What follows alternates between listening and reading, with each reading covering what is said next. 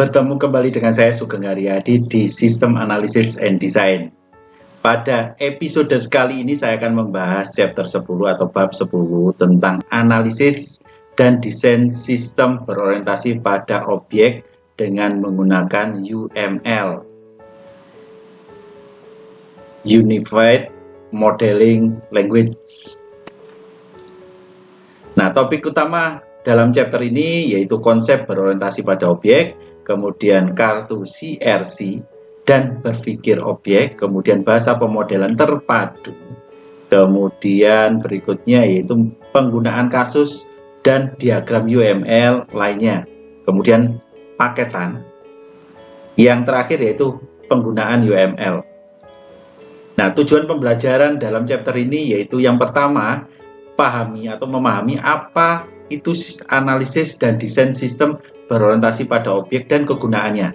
Kemudian yang kedua, memahami konsep Unified Modeling Language atau UML yang kita bahas dalam bab ini, yaitu pendekatan standar untuk pemodelan sistem internasional berorientasi pada objek. Kemudian yang ketiga, tetapkan atau terapkan langkah-langkah yang digunakan dalam UML untuk memecahkan sistem menjadi model penggunaan kasus dan kemudian menjadi model kelas atau kelompok. Kemudian berikutnya yang keempat yaitu diagram sistem dengan toolset UML sehingga dapat dideskripsikan dan dirancang menjadi konsep ataupun model yang baik. Yang terakhir, dokumentasikan dan komunikasikan sistem berorientasi objek yang baru dimodelkan untuk pengguna dan analis lainnya. Nah, analis dan desain berorientasi pada objek ini bekerja dengan baik dalam situasi di mana sistem yang rumit menjalani pemeliharaan, ya, kemudian adaptasi dan desain yang berkelanjutan. Artinya sudah diimplementasikan, tinggal pemeliharaan terus-menerus setiap tahunnya, kemudian beradaptasi dengan penggunanya. Kemudian desain ini belum mati, belum dikunci, artinya bisa dikembangkan ke lebih yang tinggi lagi. Nah, ini ke lebih yang bagus sesuai dengan yang diharapkan perusahaan lebih lanjut. Nah, ini terkait dengan berkelanjutan. Kemudian objek, kelas, atau kelompok dapat digunakan kembali. Kemudian UML atau Unified Modeling Language adalah standar industri untuk pemodelan sistem berorientasi pada objek. Nah, analisis dan desain berorientasi pada objek ini juga dapat digunakan kembali. Yang pertama terkait dengan daur ulang bagian saja ya, bagian dari program harus mengurangi biaya karena sudah dibuat di awalnya, jadi nggak perlu harus membuat dari awal, sehingga mengurangi biaya pembuatan program dari awal. Kemudian pengembangan dalam sistem berbasis komputer tadi, jadi tinggal melanjutkan perkembangan kebutuhan lebih lanjutnya bagaimana daripada kita menyusun ulang dari awal. Kemudian memelihara sistemnya, ini terkait dengan membuat perubahan pada satu objek memiliki dampak minimal pada objek yang lain. Jika ini dirubah, maka yang lain juga akan berubah. Nah, ini terkait dengan pemeliharaan sistem juga. Kemudian konsep berorientasi pada objek, yang pertama objek itu sendiri, yang kedua kelas atau kelompok, yang kedua warisan atau bawaan sistem yang lama. Ini kaitannya dengan itu. Yang pertama objeknya dulu. Objeknya di sini adalah manusia, tempat, atau hal-hal yang relevan dengan sistem yang dianalisis. Yang kedua mungkin pelanggan, barang, pesanan, atau sebagai dan lain sebagainya, atau yang lainnya. Kemudian yang ketiga mungkin tampilan GUI atau area teks pada tampilan atau layar. Yang kedua terkait dengan kelas atau kelompok, ini mendefinisikan set atribut dan perilaku bersama yang ditemukan di setiap objek di kelas atau kelompok tertentu. Yang kedua, harus memiliki nama yang membedakan dari semua kelas lainnya. Kemudian yang ketiga, percontohan adalah ketika sebuah objek yang dibuat dari kelas yang ada. Yang keempat, atribut menggambarkan beberapa properti yang dimiliki oleh semua objek di kelas atau kelompok tadi. Yang berikutnya terakhir, metode adalah tindakan yang dapat diminta dari objek kelas atau kelompok atau apapun. Ini terkait dengan kelas. Nah, ini contoh kelas UML. Sebuah kelas digambarkan sebagai persegi panjang yang terdiri dari nama kelas, atribut kelas, dan metodenya. Nah, ini contoh terkait dengan rent-car ya. Nah, kelas name-nya rent-car, kemudian atributnya di dalam persewaan kendaraan atau mobil tadi, ukuran, warna, make, dibuat tahun, modelnya. Nah, kemudian metode operasionalnya yaitu rent out ya, jadi disewa atau out ya, atau disewa orang, tinggal diberikan tanda centang ya. Kemudian check in berarti sudah kembali ke kita. Nah, ini dikasih cawang. Atau rusak kemudian diservis. Nah, ini tinggal dikasih cawang. Nah, ini terkait dengan contoh pengelompokan atau kelas dari UML untuk terkait dengan rent car. Nah, yang ketiga, warisan atau bawaan yang lama dari sistem ya. Ketika kelas turunan mewarisi semua atribut dan perilaku kelas dasar atau sebelumnya. Nah, ini terkait dengan kondisi yang ada tadi ya. Kemudian yang kedua, mengurangi kerja pemrograman dengan menggunakan objek umum dengan mudah. Yang ketiga di sini, sebuah fitur yang hanya ditemukan dalam sistem yang berorientasi pada objek saja. Nah, ini contoh diagram kelas yang mewarisi warisan sebelumnya. Mobil dan truk adalah contoh kendaraan yang spesifikasi dan mewarisi karakteristik kendaraan kelas yang lebih umum.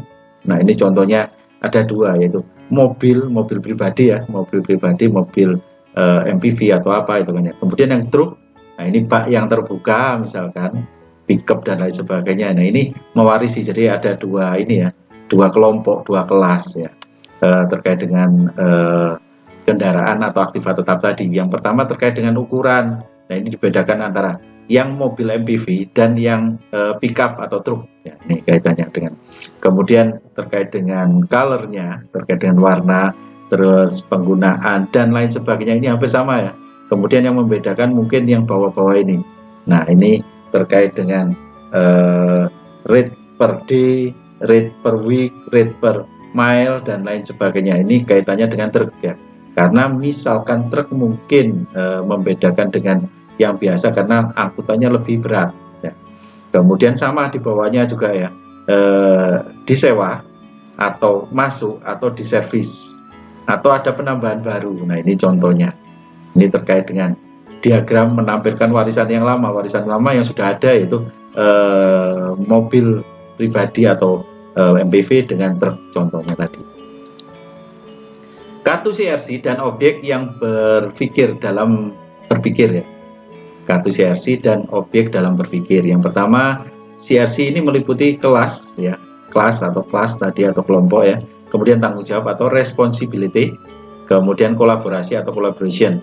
Nah, kartu CRC ini digunakan untuk mewakili tanggung jawab kelas atau kelompok tadi dan interaksi antar kelas atau antar kelompok. Nah, 4 kartu CRC dalam penawaran kasus menunjukkan bagaimana analisis mengisi rincian untuk kelas, tanggung jawab, dan kolaborasi, serta untuk pernyataan pemikiran objek dan nama propertinya. Ini adalah contohnya. Ya, contohnya setiap kelas yang ada, setiap kasus atau objek yang ada ini. Nah, berinteraksi selama sesi CRC.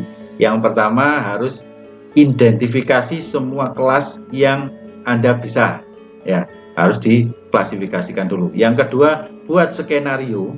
Yang ketiga, identifikasikan dan perbaiki tanggung jawabnya. Ini terkait dengan sesi CRC. Kemudian konsep diagram Unified Modeling Language atau UML. Yang pertama adalah things atau sesuatu. Yang kedua atau B, relationship atau hubungan. Yang ketiga atau C, diagram. Thing yang pertama dulu atau sesuatu. Yang pertama di sini adalah hal yang bersifat struktural adalah kelas atau interface, pengguna kasus, dan elemen lain yang menyediakan cara untuk membuat satu model. Mereka memungkinkan pengguna untuk menggambarkan hubungan interaksi antar keduanya. Kemudian yang kedua, hal-hal perilaku kegiatan. Berarti yang ketiga, jelaskan bagaimana segala sesuatunya bekerja, interaksi dan status dari mesin. Nah, kemudian yang keempat, pengelompokan hal-hal yang terkait dengan yang digunakan untuk menentukan batasnya. Yang kelima, hal-hal anotasi. Ini dapat menambahkan catatan-catatan ke dalam diagram. B. Relationship atau hubungan. Yang pertama, structural relationship atau struktur hubungan. Ini adalah ikatan hal-hal yang sama dalam diagram struktural. Yang kedua, behavioral relationship, hubungan perilaku, digunakan dalam diagram perilaku. Nah, ini hubungan struktural ya. Yang pertama terkait dengan ketergantungan, yang kedua terkait dengan agregasi, yang ketiga asosiasi, dan yang keempat generalisasi ya. Nah, hubungan perilaku atau behavioral relationship, nah ini terkait dengan komunikasi ya. Yang kedua terkait dengan include di dalamnya apa saja, yang ketiga terkait dengan extend atau perpanjangan hubungan tadi, kemudian yang keempat terkait dengan generalisasi atau secara umum. Nah, diagram ada diagram struktural, ini digunakan untuk menggambarkan hubungan antar kelas atau kelompok. Kemudian diagram perilaku ini digunakan untuk menggambarkan interaksi antar pelaku atau aktor dan pengguna kasus atau masalah terkait dengan bagaimana aktor itu menggunakan sistem dan lain sebagainya. Ini terkait dengan diagram perilaku. Nah, kalau diagram struktural ini terkait juga di dalamnya adalah diagram kelompok atau kelas diagram, yang kedua diagram objek, yang ketiga diagram komponen dari diagram tadi, kemudian yang keempat penerapan diagram tadi. Nah, kalau diagram perilaku ini harus meliputi yang pertama penggunaan diagram kasus, yang kedua urutan dari diagram, yang ketiga diagram kolaborasi ya, yang keempat diagram status, dan yang kelima diagram aktivitasnya apa saja. Jadi ada 5 terkait dengan diagram perilaku ini, yang terkait dengan diagram kasusnya ya, urutan diagram, kemudian kolaborasinya, kemudian status diagram, kemudian diagram aktivitas. Nah, ini contoh dari tampilan keseluruhan UML dan komponennya, hal, hubungan, dan diagramnya. Nampak seperti yang ada di layar ini terkait dengan things, relationship, dan diagram. Nah, berikutnya terkait dengan diagram UML yang umum digunakan. Yang pertama terkait dengan penggunaan diagram kasus. Ini harus menjelaskan bagaimana sistem itu digunakan, titik awal untuk pemodelan UML. Yang kedua, penggunaan skenario kasus. Ini juga harus menjelaskan tentang artikulasi verbal pengecualian untuk perilaku utama yang dijelaskan oleh penggunaan kasus utamanya. Kemudian yang ketiga, diagram aktivitas. Ini meliputi terkait dengan mengilustrasikan keseluruhan alur dari kegiatan yang ada mulai awal sampai dengan akhir. Kemudian yang keempat, lanjutannya di sini adalah diagram urutan, diagram kelas atau kelompok, dan diagram statusnya ya. Nah, terkait dengan yang keempat yaitu diagram urutan, yaitu menunjukkan urutan kegiatan dan hubungan kelas atau kelompok satu kelas dengan kelas yang lain, batasannya di mana. Nah, ini dijelaskan lewat diagram tadi. Kemudian yang kelima terkait dengan diagram kelompok atau diagram kelas, ini menampilkan kelas atau kelompok dan hubungan antar kelasnya. Kemudian yang keenam, status diagram ini ditunjukkan terkait dengan transisi keberadaan satu event atau kejadian dari sistem. Ini contoh terkait dengan gambaran umum diagram UML yang menunjukkan bagaimana setiap diagram mengarahkan ke pengembangan diagram UML lainnya. Nah, gunakan pemodelan kasus ini menjelaskan apa yang dilakukan dari sistem tanpa menjelaskan bagaimana sistem itu dilakukan. Kemudian berdasarkan interaksi dan hubungan kasus penggunaan individu. Terakhir yaitu kasus penggunaan, ini juga menjelaskan tentang aktor, peristiwa, dan penggunaan kasusnya itu sendiri. Ini terkait dengan penggunaan model kasus, pemodelan kasus. Nah, ini contoh kasus penggunaan pemodelan kasus ya, daftar siswa ya, pendaftaran siswa tampak seperti ini. Kemudian ini skenario penggunaan kasus dibagi menjadi 3 bagian, yaitu identifikasi, kemudian inisiasi, langkah-langkah yang dilakukan, dan kondisi, kemudian asumsi dan pertanyaan-pertanyaannya. Nah, ini contohnya tambah seperti ini. Nah, kemudian diagram aktivitas atau activity diagram ini menunjukkan urutan aktivitas dalam suatu proses, termasuk aktivitas berurutan dan paralelnya, serta juga keputusan yang dibuat terkait juga meliputi simbol-simbol ya. Ini misalkan triangle without round end, ini persegi panjang dengan ujung bulat, kemudian arrow arah panah, diamond berlian, kemudian long flat rectangle ya. Ini persegi panjang datar, kemudian lingkaran tersisi, kemudian lingkaran hitam dikelilingi dengan lingkaran putih, kemudian swimlessness atau media atau kolam renang atau renang ya. Ini jalur renang yang dipakai untuk perlombaan renang itu. Nah, ini contoh simbol kasus yang digunakan untuk menggambarkan diagram aktivitas ya.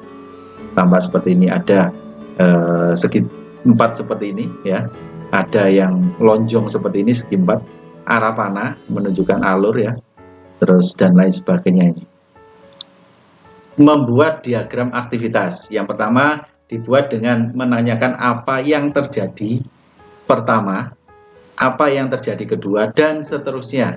Kemudian yang kedua harus menentukan kegiatan apa yang dilakukan secara berurutan atau paralel. Ya.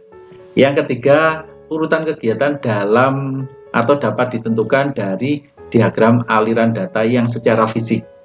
Yang keempat di sini adalah dapat dibuat dengan memeriksa semua skenario untuk kasus yang ada atau permasalahan yang ada. Kemudian swim lanes, nah ini atau jalur renang. Jalur yang dipakai perlombaan renang itu kan ada batasnya kanan dan kiri untuk setiap peserta yang ada. Nah, ini contohnya seperti itu.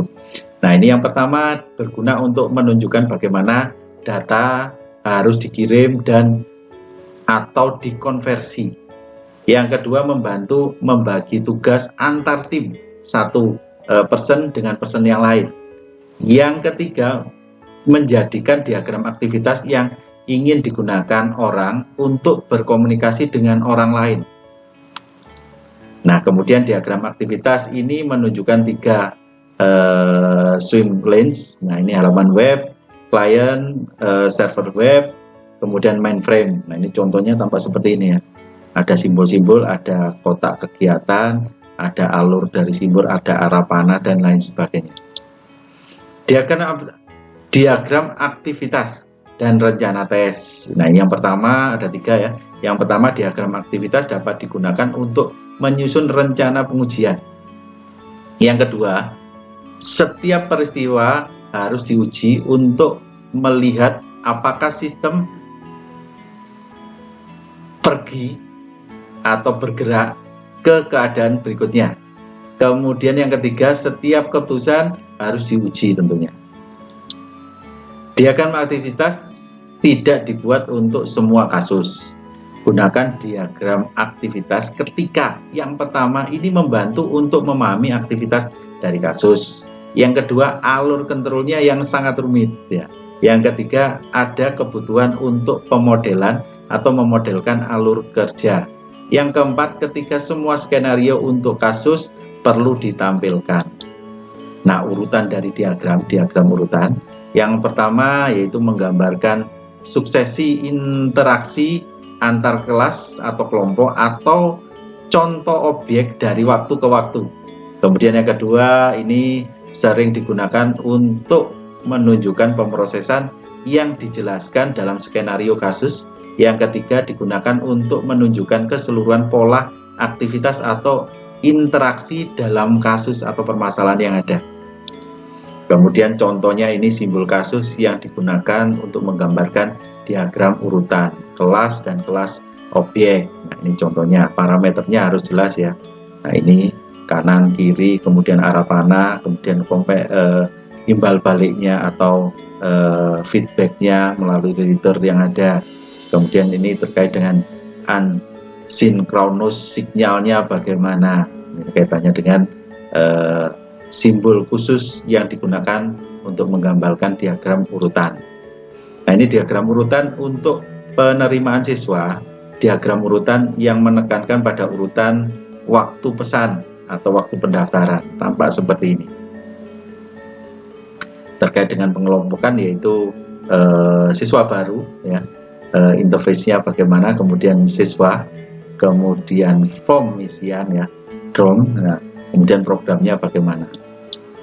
Kemudian diagram komunikasi ini adalah yang pertama menggambarkan interaksi dua atau lebih hal dalam sistem yang melakukan perilaku yang lebih dari satu hal dan dapat dilakukan sendiri. Yang kedua menampilkan informasi yang sama seperti diagram urutan tetapi mungkin lebih sulit dibaca. Yang ketiga menekankan organisasi dari objek. Yang keempat terdiri dari objek tautan komunikasi dan pesan yang dapat diteruskan melalui tautan tersebut. Ya. Kemudian diagram komunikasi ini untuk penerimaan siswa, contohnya ya, diagram komunikasi menunjukkan informasi yang sama yang digambarkan dalam diagram urutan tetapi menekankan organisasi objek daripada urutan waktu. Nah, ini contohnya tampak seperti ini ya, tampak seperti ini. Diagram kelas atau kelompok. Yang pertama ini tunjukkan fitur statis sistem dan jangan mewakili pemrosesan tertentu saja, harus secara kompleks dan keseluruhan. Kemudian yang kedua terkait dengan sifat hubungan antar kelas atau kelompok. Yang ketiga tampilkan persyaratan penyimpanan data serta persyaratan pemrosesan datanya. Ya. Kemudian diagram kelas atau kelompok di sini juga harus meliputi kelas atau kelompok sendiri. Ya, kemudian atributnya berarti di dalamnya ada pribadi, untuk publik, atau yang terlindungi, rahasia. Yang ketiga yaitu terkait dengan metodenya, metode standarnya yang ada, atau di custom atau disesuaikan. Nah, kemudian ini diagram kelas untuk penawaran kursus ya. Ini ada yang berlian yang diisi menunjukkan agregasi dan berlian kosong yang menunjukkan hubungan seluruh bagian, tampak seperti yang ada di layar ini. Terkait dengan departemennya, ya, terkait dengan kursusnya, terkait dengan textbook, terkait dengan assignment atau penugasan, terkait dengan exam atau ujiannya. Nah, ini contohnya. Kemudian metode overloading atau kelebihan beban. Yang pertama ini menyertakan metode atau operasi yang sama beberapa kali dalam sebuah kelas atau kelompok. Yang kedua, metode yang sama dapat didefinisikan lebih dari satu kali di kelas tertentu selama parameter yang dikirim sebagai bagian dari pesanan atau pesan yang berbeda. Nah, ini jelas. Nah, ini jenis kelas atau kelompok. Nah, yang pertama ada kelas entitas, yang kedua kelas interface, ya, yang ketiga kelas abstraksi atau penggambaran dari kasus yang ada, yang keempat kelas control, ya, atau pengendaliannya. Nah, kelas entitas di sini mewakili item dari dunia nyata. Entitas yang direpresentasikan pada diagram hubungan antar entitas. Nah, kalau kelas interface atau batasan atau batas ya. Nah, ini menyediakan sarana bagi pengguna untuk bekerja dalam satu sistem untuk menginput dan lain sebagainya. Kemudian interface manusia dapat berupa tampilan jendela atau Windows ya, kemudian formulir web, kotak dialog, telepon, nada sentuh ya, atau cara lain bagi pengguna untuk berinteraksi dengan sistem yang ada. Kemudian yang ketiga, interface sistem ini melibatkan pengiriman data ke atau penerima data dari orang lain. Ini kaitannya dengan komunikasi ya, komunikasi data dalam artian. Kemudian kelas abstraksi, ya ini terkait dengan kelas konkret dalam hubungannya atau generalisasi atau spesifikasi spesial di bidang apa. Ya. Kemudian yang kedua, tidak dapat langsung dipakai biasanya kelas abstraksi di sini. Yang keempat, kelas kontrol atau pengendalian. Ini digunakan untuk mengontrol aliran aktivitas. Yang kedua, banyak kelas kontrol kecil dapat digunakan untuk mencapai kelas yang dapat digunakan kembali. Ya. Lapisan presentasi atau layar presentasi, bisnis, dan persistensi. Ini diagram urutan dapat dibahas dengan menggunakan 3 lapisan atau 3 layar. Layar pertama atau lapisan presentasi ya, ini apa yang dilihat pengguna sesuai dengan interface atau kelas batasannya ya. Kemudian layar bisnis atau lapisan bisnis ini berisi aturan unik untuk aplikasi ini yang secara kasar sesuai dengan kelas kontrolnya. Yang ketiga, persistensi atau lapisan atau layar akses data untuk mendapatkan dan menyimpan data sesuai dengan kelas entitas yang ada. Nah, definisi pesan dan metode ada 2. Yang pertama, setiap pesan dapat didefinisikan menggunakan notasi yang mirip dengan yang dijelaskan untuk kamus data ya, harus sesuai dengan kamus data.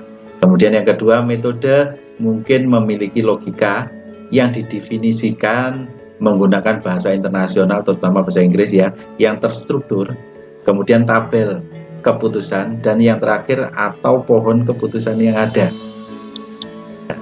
Nah, ini contoh terkait dengan diagram urutan untuk menggunakan 2 halaman web, 1 untuk informasi siswa, 1 untuk informasi kursus.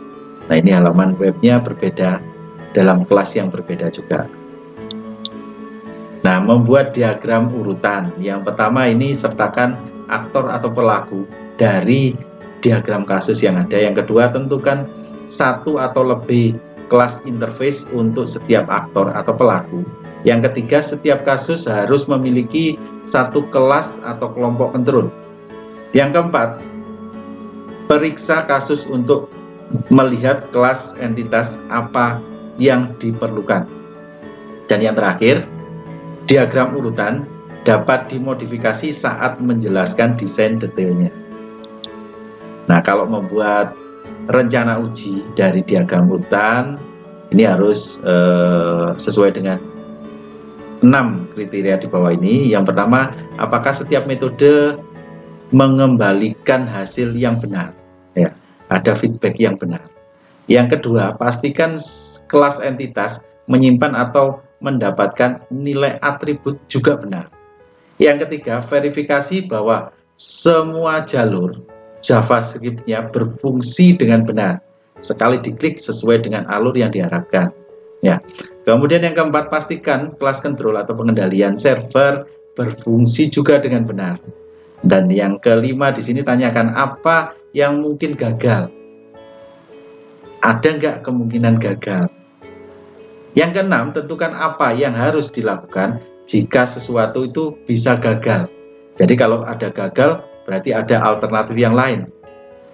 Apa yang harus dilakukan jika terjadi kegagalan tadi? Nah, hubungan atau relationship. Nah, ini hubungan antar kelas, asosiasi. Kemudian yang kedua, seluruh atau sebagian. Nah, ini contoh kelas asosiatif di mana bagian tertentu didefinisikan hubungan antar siswa dan kursusnya. Jadi ada kelompok student, ada kelompok kursus. Nah, ini ada sesi yang mana yang akan diambil antara student dan kursnya tadi. Nah, ini terkait dengan data yang bisa muncul di sini adalah student number, kemudian course number, kemudian year, tahun berapa ya, semester berapa, kemudian dan lain sebagainya. Nah, ini yang butuh dicawang, diberikan tanda centang ya. Itu add section pada saat penambahan sesi, kemudian change grade dan lain sebagainya ini. Ya. Kemudian yang pertama terkait dengan asosiasi. Ini adalah jenis hubungan yang paling sederhana. Kelas asosiasi adalah kelas yang digunakan untuk memecahkan hubungan banyak ke banyak. Jadi banyak atribut di sini ke banyak yang atribut yang lain antar kelas ya. Kemudian suatu objek dalam suatu kelas dapat memiliki hubungan dengan objek yang lain dalam kelas yang sama juga. Kemudian yang disebut juga asosiasi refleksif. Hubungan seluruh atau sebagian, ini ketika satu kelas mewakili seluruh objek dan kelas lain mewakili bagian. Kemudian ini dikategorikan menjadi 3, yaitu pengumpulan, koleksi, dan komposisi. Nah, pengumpulan ini mewakili dari hubungan ya. Yang kedua, menyediakan sarana untuk menunjukkan bahwa seluruh objek terdiri dari jumlah bagian-bagiannya. Kemudian collection atau koleksi, ini terdiri dari 3 di sini ya. Terdiri dari keseluruhan dari dan anggotanya. Kemudian anggota dapat berubah, tetapi keseluruhan tetap mempertahankan identitasnya. Kemudian yang ketiga, asosiasi yang lemah. Komposisi, nah ini yang dimaksud komposisi, yaitu keseluruhan memiliki tanggung jawab untuk bagian-bagiannya dan merupakan hubungan yang lebih kuat. Yang kedua, jika keseluruhan dihapuskan, semua bagian akan dihapus juga. Ini terkait dengan komposisi. Ini contoh hubungan seluruh bagian dan agregasi. Ini contohnya misalkan student, nah ini kampus organisasinya. Kemudian di sini fundraising activity. Diagram generalisasi atau spesialisasi. Ini terkait dengan generalisasi, warisan atau peninggalan yang lama, kemudian polimorfisme, kemudian kelas abstrak, dan yang terakhir yaitu pesan atau message. Generalisasi di sini adalah mendeskripsikan hubungan antara sesuatu yang bersifat umum dan sesuatu yang bersifat khusus. Nah, ini dideskripsikan hubungannya lewat generalisasi tadi. Kemudian digambarkan sebagai hubungan adalah ya, hubungan adalah. Nah, ini digunakan untuk memodelkan pewarisan yang sudah ada ya, dan spesialisasi kelas atau kelompok tertentu. Kemudian kelas umum adalah induk atau basis atau superkelas. Nah, ini tergantung kelas yang dibutuhkan atau kelas yang diargumentasikan yang mana ya. Kemudian kalau kelas khusus ini terkait dengan anak atau turunannya lagi atau subkelas ya. Jadi kalau kelas umum itu yang utama-utamanya semuanya, yang pokok-pokok, yang dasar-dasarnya semuanya ya. Kemudian kalau kelas khusus ini di bawahnya kelas umum tadi, anak atau turunan atau subsistem dari kelas umum tadi. Kemudian warisan atau peninggalan sebelumnya atau bawaan. Ini membantu mendorong penggunaan kembali, kemudian membantu memelihara kode program yang sudah ada. Kemudian polimorfisme ini terkait dengan kemampuan program berorientasi objek untuk memiliki beberapa versi dari metode yang sama dengan nama yang sama dalam hubungan dari superkelas dan subkelas ya. Superkelas itu maksudnya kelas utama tadi ya, subkelas di bawahnya turunannya. Kemudian yang kedua, metode subkelas ini menggantikan metode superkelas ya, yang atasnya digantikan secara detail di bawah subkelasnya. Kemudian yang ketiga, ketika atribut atau metode didefinisikan lebih dari satu kali, yang paling spesifik digunakan. Kemudian terkait dengan kelas abstraksi, ini adalah kelas abstraksi adalah kelas umum, ya. Tidak ada objek langsung atau instan kelas dan hanya digunakan bersama dengan kelas khusus. Yang ketiga di sini adalah biasanya memiliki atribut dan mungkin memiliki beberapa metode juga. Collection atau koleksi. Nah, ini terdiri dari keseluruhan dan anggotanya. Ya. Kemudian anggota dapat berubah juga, tetapi keseluruhan tetap mempertahankan identitas dari anggota tadi. Kemudian asosiasi atau kelompoknya biasanya lemah kalau terkait dengan koleksi ini. Nah, ini contoh diagram generalisasi atau spesifikasi adalah berbentuk yang diperhalus dari diagram kelas. Nah, ini contohnya. Ada terkait dengan person, ada student, ada employee, ada faculty, ada administrasi. Nah, menemukan kelas. Bagaimana menemukan kelas? Yaitu terkait dengan selama wawancara atau sesi JAD, Joint Application Design. Ya. Selama tim sesi atau sesi tim ini yang difasilitasi, ya. Kemudian yang ketiga selama sesi brainstorming atau membandingkan. Kemudian yang keempat menganalisis dokumen dan memo-memo yang ada. Dan yang kelima memeriksa kasus atau penggunaan kasus, mencari kata bendanya. Ya. Kemudian menentukan metode kelas ada dua, yaitu metode standar atau memeriksa atau pemeriksaan matrik dengan CRUD. Yang berikutnya terkait dengan message atau pesan. Ini digunakan untuk mengirimkan informasi atau oleh suatu objek di satu kelas ke objek di kelas yang lain. Berikutnya bertindak sebagai perintah, ya, perintah. Menyusun kelas penerima untuk melakukan sesuatu.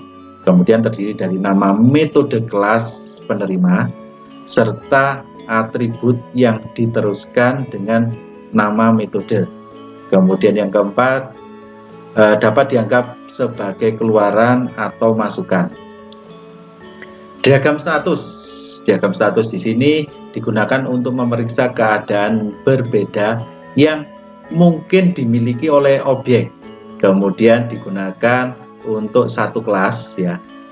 Objek dibuat kemudian mengalami perubahan dan dihapuskan atau dihapus untuk selamanya.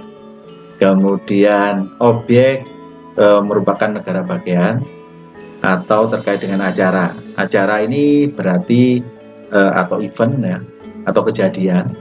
Ini berarti terkait dengan sinyal atau pesan asinkronus, ya. Kemudian sinkronusnya bagaimana, peristiwa sementaranya bagaimana.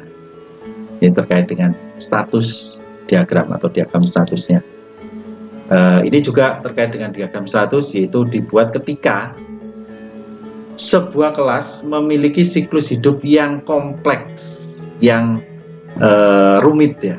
Kemudian yang kedua, sebuah interface dari kelas dapat memperbarui atributnya dalam beberapa cara melalui siklus hidup. Yang ketiga, sebuah kelas memiliki siklus hidup yang operasional, ya.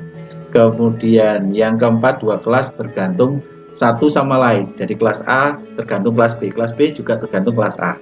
Nah, ini contohnya seperti itu. Kemudian yang kelima, perilaku objek saat ini tergantung pada apa yang terjadi sebelumnya, event atau kejadian yang sebelum-sebelumnya. Nah, ini contoh diagram state card yang menunjukkan bagaimana kemajuan siswa dari siswa potensial menjadi siswa yang lulus. Nah, ini tampak seperti yang ada di layar ini. Paket atau paketan. Nah, ini wadah untuk hal-hal UML lainnya. Kemudian tampilkan partisi sistem, dapat berupa paket komponen, dapat berupa subsistem fisik. Gunakan simbol folder untuk menjadikan satu paket satu folder tadi, ya. Kemudian yang terakhir yaitu mungkin memiliki hubungan, karena dalam satu paket tadi berisi banyak subsistem kemudian saling berhubungan sehingga dijadikan dalam satu paketan. Jadi kalau misalkan dipisahkan, maka sistem tersebut nggak akan berfungsi. Ini contoh kasus penggunaan yang dapat dikelompokkan dalam paket. Ini ya, contohnya student, fakulti, dan lain sebagainya. Mengoperasionalkan UML. Langkah-langkah yang digunakan dalam UML adalah yang pertama, tentukan model kasus yang digunakan. Kemudian lanjutkan pembuatan diagram UML untuk memodelkan sistem selama fase analisis sistem. Kemudian yang ketiga, kembangkan diagram kelas. Yang keempat, gambarlah diagram state card. Yang kelima, mulai desain sistem dengan menyempurnakan diagram UML. Yang keenam, dokumentasikan desain dari sistem. Kemudian Anda bisa juga secara detail. Nah, ringkasan dari chapter ini. Yang pertama, sistem berorientasi pada objek. Itu terdiri dari objek itu sendiri, kelas, dan warisan sistem yang lama ya. Kemudian ada kartu CRC. Kemudian UML dan penggunaan atau digunakan pemodelan kasus untuk komponen UML, sesuatu atau things ya. Kemudian hubungan dalam bentuk diagram. Nah, diagram UML ini digunakan diagram kasus ya. Diagram aktivitas, diagram urutan, diagram komunikasi, diagram kelas, diagram status. Ini butuh menggunakan UML. Nah, itu yang kita bahas pada chapter ini. Untuk tugas bisa didapatkan di kelas. Nah, untuk materi selanjutnya akan dibahas di episode selanjutnya. Sampai jumpa di episode selanjutnya.